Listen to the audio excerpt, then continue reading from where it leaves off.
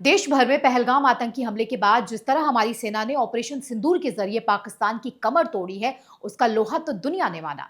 लेकिन देश के अंदर बैठे कुछ विपक्षी दलों के नेताओं को बड़ी परेशानी है। पश्चिम बंगाल की मुख्यमंत्री ममता बनर्जी ने एक बार फिर ऑपरेशन सिंदूर पर सवाल उठाया और इस बार 2 कदम आगे बढ़ते हुए प्रधानमंत्री मोदी के निजी जीवन को अपने राजनीतिक एजेंडे के लिए इस्तेमाल किया। सुनिए ममता बनर्जी का वो बयान पहले आप। Every women they have a respect. They take sindoor from their husband. But PM Modi is saying just like you are not the husband of everybody. Why you are not giving sindoor to your Mrs. first?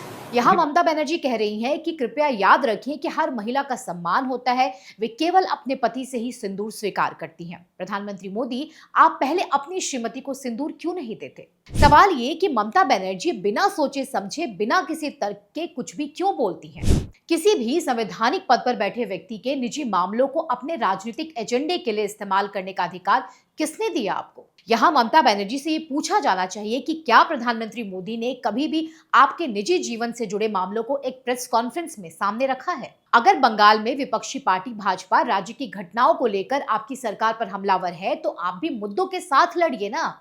लेकिन सेना के एक बड़े operation से जुड़े मुद्दे को आप किसी की पर्सनल लाइफ से जोड़ते हुए इतने निचले स्तर की राजनीति कर रही हैं। क्या संवैधानिक पद पर बैठा कोई व्यक्ति अपनी राजनीतिक बदले के लिए शब्दों की मर्यादा भी भूल जाएगा?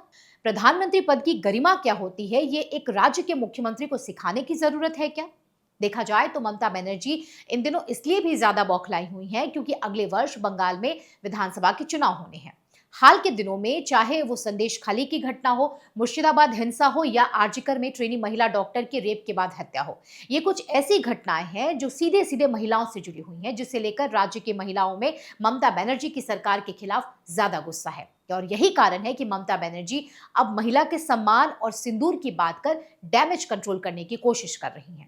वैसे आज जिस सिंदूर के सम्मान की बात ममता बनर्जी कर रही हैं, इन्हीं ममता दीदी ने माथे पर तिलक लगाने तक से कभी मना कर दिया था। सोचिए जरा, जो व्यक्ति माथे पर लगाए जाने वाले तिलक को मना कर दे, क्या वो सिंदूर की महिमा को समझ सकता है? ममता बनर्जी जिस तरह से ऑपरेशन सिंदूर को पॉलिटिसाइज कर रही हैं, ये उनकी राजनीति के अलावा कुछ भी नहीं है। और विडंबना देखिए, आज जिस सिंदूर के नाम को लेकर ममता बनर्जी हर दिन कभी केंद्र सरकार को तो कभी प्रधानमंत्री मोदी पर घटिया बयानबाजी कर रही हैं, क्या ममता बनर्जी सिंदूर के महत्व को नहीं समझती? क्या ममता बनर्जी पश्चिम बंगाल में विजयादशमी के मौके पर सालों से चली आ रही सिंदूर खेला की परंपरा को नहीं जानती? दशहरे के मौके पर जिन माँ दुर्गा और माँ काली की पूजा होती है, उन्हें सुहागिन महिलाएं सिंदूर अर्पित करती हैं, इसका महत्व ममता बनर्जी नहीं जानती? क्या सिंदूर कोई मामूली सी चीज है जिसे लेकर ममता बनर्जी को अब इतनी आपत्ति हो गई है कि वे भारतीय संस्कृति में नारी शक्ति, त्याग और सौभाग्य के चिन्ह को भी अपने राजनीतिक स्वार्थ के लिए इस्तेमाल करेंगी?